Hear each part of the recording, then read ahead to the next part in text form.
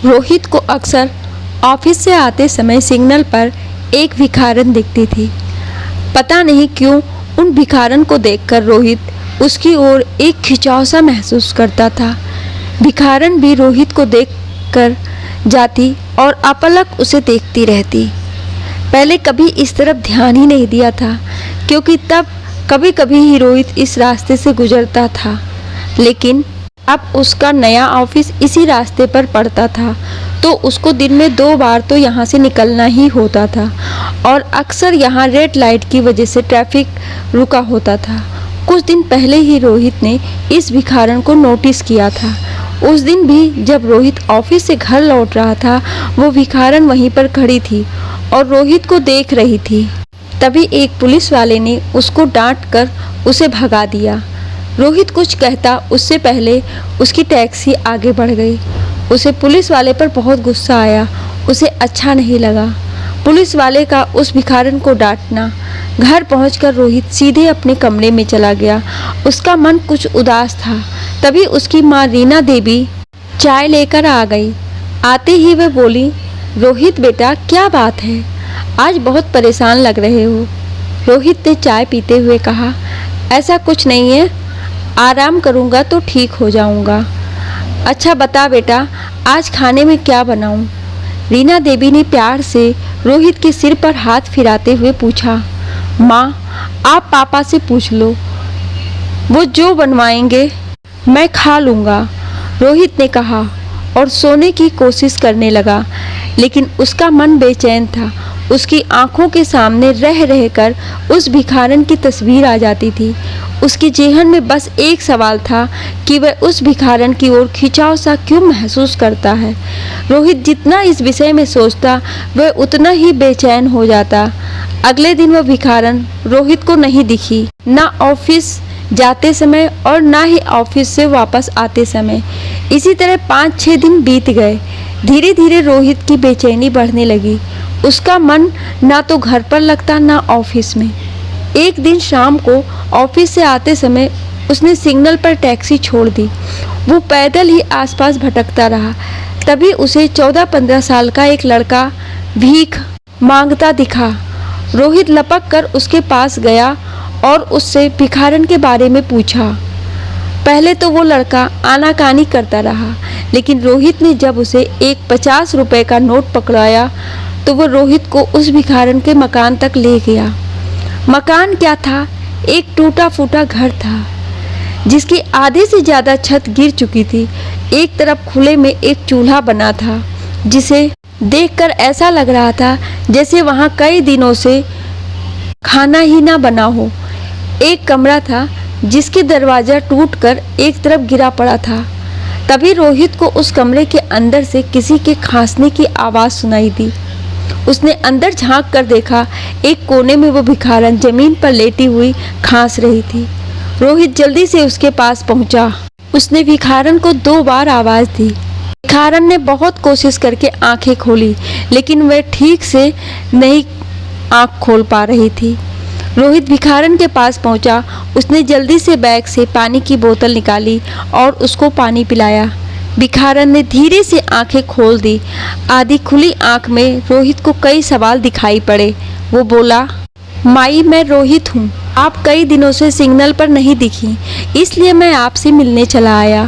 भिखारन रोहित को एकटक देख रही थी। क्या बात है माई, आप मुझे ऐसे क्यों देख रही हैं? मुझे आपकी तबीयत भी ठीक नहीं लग रही है। भिखारन ने उठने की कोशिश की। रोहित ने उन्हें संभाल लिया, वरना वह गिर जाती। अरे, आपको तो बुखार है। हल्का सा है, 1-2 दिन में ठीक हो जाएगा, भिखारन ने कमज़ोर आवाज़ में कहा। मैं देखता हूँ, शायद मेरे बैग में कोई दवा हो। रोहित ने अपना बैग टटोलते हुए कहा। उसे बैग में बुखार की दवा मिल गई। उसने भिखारन को टिफ़िन से खाना खिलाया और बुखार की दवा उसे दे दी। आज ऑफिस में किसी ने अपने बर्थडे की पार्टी दी थी, इसलिए उसके टिफ़िन का सारा खाना बचा था, वरना अपनी माँ के डर से वह भूख ना होने पर भी टिफ़िन का पूरा खाना ख़त्म कर देता था। माई, आप इस टूटे घर में कैसे रहती हैं? चलिए, आप घर पर रहिए, मैं आपको किसी अच्छे डॉक्टर को दिखा दूंगा, रोहित ने अपनेपन से कहा। खाना और दवा खा लेने की वजह से भिखारन की तबीयत कुछ संभल चुकी थी। बेटा, तुम्हें देखकर मुझे अपना बेटा याद आ जाता है। आज वह भी तुम्हारे जितना बड़ा ही हो गया होगा। भिखारन ने कांपती आवाज में कहा। माई, कहाँ है आपका बेटा? पता नहीं, वो भिखारन जैसे कहीं खो गई। तभी रोहित की नज़र अपनी घड़ी पर पड़ी। वो बोला, माई, आज मुझे बहुत देर हो गई है। घर पर माँ चिंता कर रही होगी। मैं कल फिर आऊँगा। अगले दिन रोहित सुबह ही उस भिखारन के पास पहुँच गया। उसे भिखारन की तबीयत पहले से बेहतर लगी। रोहित ने उसे खाना खिलाया और दवा भी खिलाई। माई, कल आपने बताया नहीं कि आपका बेटा कहाँ है। पता नहीं बेटा, वो कहाँ है। वो मेरे प्यार की निशानी था और जिसके प्यार की वह निशानी था वही मेरे बेटे को अपने साथ ले गया, शायद उसकी बेहतर ज़िंदगी के लिए। अब मुझे पता नहीं वह दोनों कहाँ हैं। कहते कहते भिखारन के आँख में आंसू आ गए। रोहित उनको देखकर बड़े प्यार से बोला, माई, आप मेरे घर चलिए, मैं उन दोनों को ढूंढने में आपकी मदद करूँगा। बेटा, मैं ये घर छोड़कर नहीं जा सकती। ये घर हमारे प्यार और 7 फेरों का गवाह है। उसने मुझसे यहाँ आने का वादा किया था। वो कभी ना कभी तो मेरे बेटे को लेकर यहाँ आएगा ही। और हाँ, अब तू भी यहाँ मत आना। मैं अब बिल्कुल ठीक हो गई हूँ। कल से काम पर भी लौट जाऊँगी। माई, आप भीख मांगने का काम छोड़ दीजिए। आपको जितना पैसा चाहिए मैं दूंगा, लेकिन आपको भीख नहीं मांगने दूंगा। रोहित ने जिद करते हुए कहा। तो भिखारन रोहित के सिर पर प्यार से हाथ फिराते हुए बोली, ठीक है बेटा, अब मैं भीख नहीं मांगूंगी, कहीं चौका बर्तन कर लूँगी। रोहित वहाँ से ऑफिस चला गया। शाम को जब वह घर पहुँचा तब उसके चेहरे पर सुकून था। तभी रीना देवी चाय लेकर आ गई। उन्होंने रोहित को चाय देते हुए कहा, बेटा, कल तेरी छुट्टी है। कल हम लोग घर की सफाई करेंगे। बहुत दिनों से घर गंदा लग रहा है। त्यौहार भी आ रहा है। धीरे धीरे थोड़ा थोड़ा करके करेंगे तो पूरे घर की सफाई त्यौहार तक हो जाएगी। ठीक है माँ, ये कहकर रोहित चाय पीने लगा। रीना देवी उसे खुश देखकर निहाल हो रही थी। अगले दिन माँ बेटा घर की सफाई में जुट गए। रोहित जब अपने पापा कमलेश वर्मा के स्टडी रूम को साफ करने जाने लगा तो रीना देवी ने उसे टोकते हुए कहा, बेटा, इस कमरे की सफाई बहुत ध्यान से करना, खासकर ये सामने वाली अलमारी। इस अलमारी का कुछ भी सामान इधर उधर हो गया तो तेरे पापा गुस्सा करेंगे। माँ, मैं सारा सामान ठीक जगह पर ही रखूँगा। रोहित ने अपनी माँ को दिलासा दिया और कमरे की सफाई करने में जुट गया। रीना देवी रोहित से बात करके किचन की ओर बढ़ गई। बहुत सावधानी से रोहित ने एक एक किताब साफ करके उन्हें वापस उनकी जगह लगा दिया। अब बस सामने वाली यह अलमारी बची थी, जिसके लिए रीना देवी ने कोई भी सामान इधर उधर ना करने की सख्त हिदायत दी थी। रोहित अलमारी साफ करने लगा। वह जानता था कि उसके पापा कभी इस अलमारी को छूने की इजाज़त कभी नहीं देते। रोहित ने एक एक सामान निकाला और साफ करके करीने से लगा दिया। तभी उसकी नज़र अलमारी के नीचे खाने में बिछे कागज पर पड़ी। उसने सोचा, इस कागज को बदल देता हूँ, लेकिन जैसे ही उसने कागज हटाया एक तस्वीर नीचे गिर पड़ी। रोहित ने उसे उठाकर देखा। ये तस्वीर लगभग 22 साल की एक औरत की थी। रोहित को लगा जैसे इस औरत को कहीं देखा है। उसने दिमाग पर बहुत जोर डाला, लेकिन उसे कुछ याद नहीं आया। रोहित ने तस्वीर वापस उसी जगह पर रख दी और अपने कमरे में आ गया। उसे समझ नहीं आ रहा था कि तस्वीर किसकी है और पापा ने उसे अलमारी में छुपा कर क्यों रखी है। वह जितना सोचता उसका दिमाग उतना ही उलझ जाता। आँख बंद करते ही उसे लेटते ही उस भिखारन की याद आई। रोहित आज उससे मिलने भी नहीं गया था। वो सोचने लगा कि पता नहीं उसकी तबीयत कैसी होगी। वह चौका बर्तन का काम कर रही होगी या भीख मांग रही होगी। ये सोचते सोचते अचानक उसे फिर तस्वीर का ख्याल आया। तस्वीर और उस भिखारन के ख्याल आपस में उलझ रहे थे। अचानक उसे लगा कि तस्वीर वाली औरत और उस भिखारन का चेहरा मिलता जुलता है। तो क्या वो माई की तस्वीर है? लेकिन वो तस्वीर पापा की अलमारी में क्यों है? पापा माई को कैसे जानते हैं कि कई सवाल लेकिन जवाब किसी का भी नहीं। तभी रोहित ने अपने पापा की अलमारी से तस्वीर उठाई और कई सवाल लिए वो भिखारन के घर आ गया। रोहित को देखकर भिखारन के चेहरे पर चमक आ गई। अब आपकी तबीयत कैसी है माई? मैं ठीक हूँ, लेकिन तुम यहाँ कैसे? रोहित कुछ बोला नहीं। उसने जेब से पापा की अलमारी से मिली तस्वीर निकाली और पूछा, माई क्या आप इस तस्वीर वाली औरत को जानती हैं? अरे ये तो मेरी तस्वीर है, ये तुम्हारे पास कहाँ से आई? भिखारन ने तस्वीर को लगभग झपटते हुए कहा, ये मुझे मेरे पापा की अलमारी से मिली है। रोहित ने उसके चेहरे पर नजरें दौड़ा दी। तुम्हारे पापा की अलमारी से? नाम क्या है उनका? भिखारन ने हड़बड़ाते हुए पूछा। कमलेश वर्मा। रोहित की नजरें अभी भी उसके चेहरे पर गड़ी थी। भिखारन के अंदर एक धमाका हुआ। वह बुदबुदा उठी, क्या इसके पापा और मेरे कमलेश एक ही हैं? क्या ये मेरा बेटा है? नहीं नहीं, ये नहीं हो सकता। कमलेश मेरे बेटे को अपने घर पर नहीं रख सकता। क्या हुआ माई, आप मेरे पापा को जानती हैं? एक पल के लिए वो सोच में पड़ गई कि रोहित को सच कैसे बताए। इसे अपने पिता का सच पता चलेगा तो उसके दिल पर क्या बीतेगी। माई कहाँ खो गई आप? आपने मेरे सवालों का जवाब नहीं दिया। रोहित अब बेचैन हो चुका था। बेटा तेरे सवालों के सारे जवाब तेरे पापा के पास हैं, भिखारन ने धीरे से कहा। ये सुनकर रोहित वहाँ से तेजी से निकल गया। घर आकर वो सीधे अपने पापा के कमरे में गया। कमलेश वर्मा अभी अभी बाहर से आए थे। रीना देवी पड़ोस में गई हुई थी। रोहित ने बिना किसी भूमिका के तस्वीर कमलेश वर्मा के सामने रख दी और उनके चेहरे पर नजरें गड़ाते हुए पूछा, पापा ये कौन है? कमलेश वर्मा तस्वीर देखकर चौंक गए। उन्होंने तस्वीर को रोहित के हाथों से छीनते हुए पूछा, ये तस्वीर तुम्हारे पास कैसे आई? आपकी अलमारी से मिली है। रोहित अपने पापा के चेहरे के भावों को पढ़ने की कोशिश करने लगा। कमलेश वर्मा थम से पलंग पर बैठ गए। उन्होंने दोनों हाथों से अपना सिर पकड़ लिया। वह बुदबुदा उठे, लगता है 25 साल के दबे में दबा राज आज बताना ही पड़ेगा। पापा आप किस राज की बात कर रहे हैं? रोहित बेचैन हो गया। बेटा आज से 25 साल पहले की बात है। मैं और कुसुम एक दूसरे से बहुत प्यार करते थे। हम दोनों एक दूसरे से शादी करना चाहते थे, लेकिन मेरे घर वाले इस शादी के खिलाफ थे क्योंकि कुसुम एक गरीब और अनाथ लड़की थी और मैं अपने घर का इकलौता वारिस।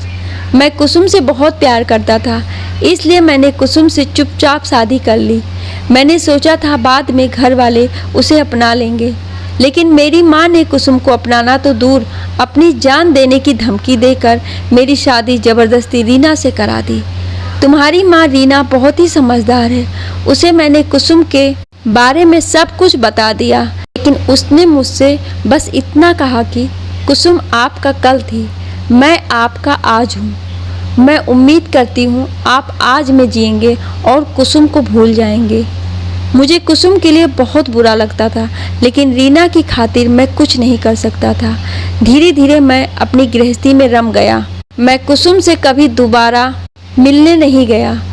शादी के 1 साल बाद हमें पता चला कि रीना कभी माँ नहीं बन सकती है।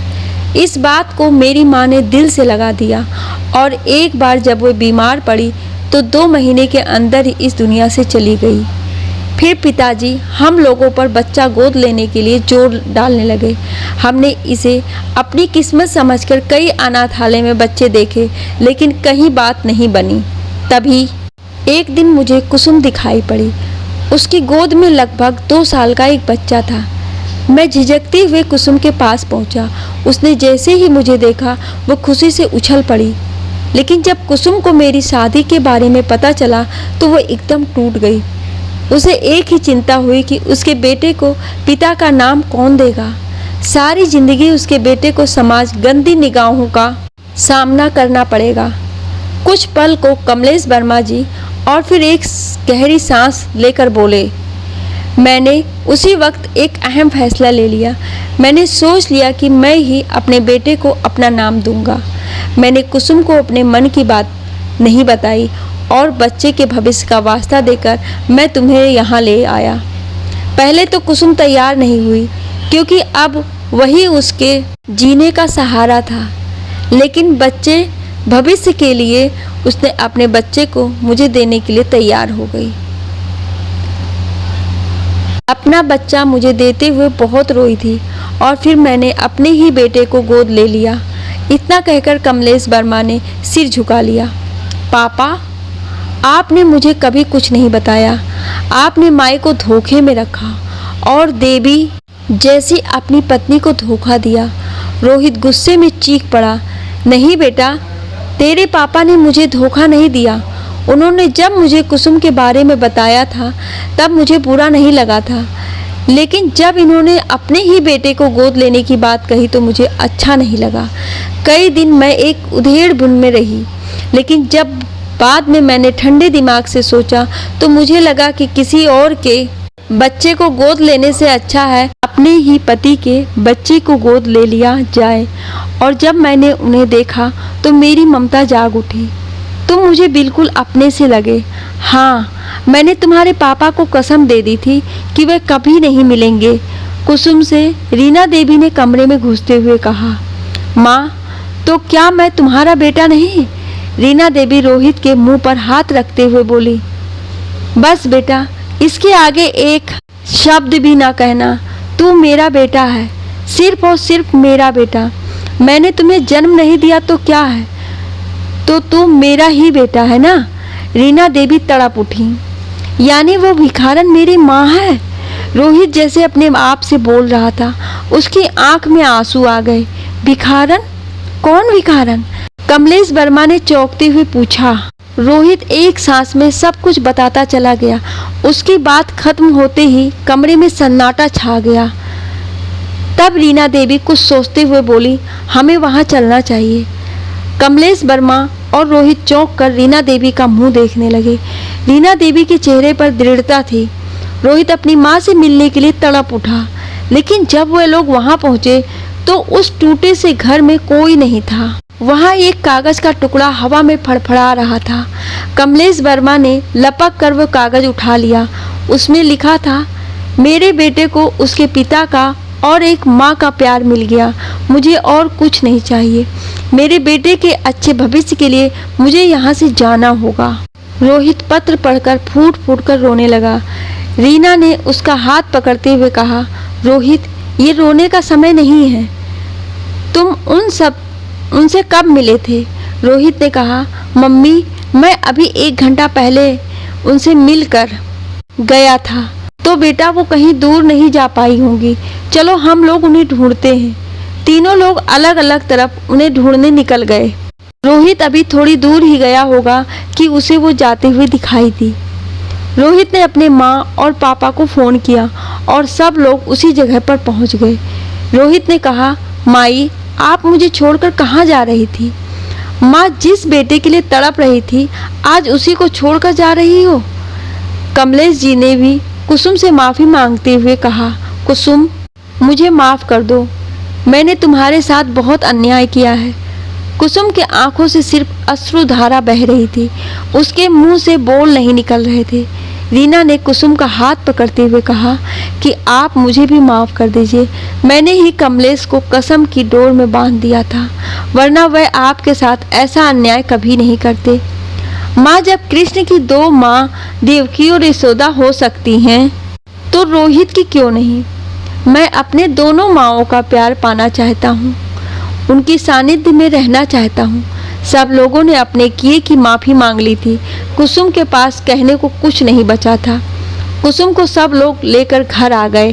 रीना रोहित को ज़्यादा से ज़्यादा कुसुम के पास बैठने लिए कहती, क्योंकि कुसुम ने जो कुछ भी खोया है, रीना उसकी भरपाई तो नहीं कर सकती थी, लेकिन बस अब उसकी आने वाली ज़िंदगी को खुशहाल बनाना चाहती थी। आपको रीना का फैसला कैसा लगा? आप मुझे अपनी राय कमेंट बॉक्स में ज़रूर दीजिएगा और ऐसी ही कहानियाँ सुनने के लिए हमें सब्सक्राइब ज़रूर करें। Thank you.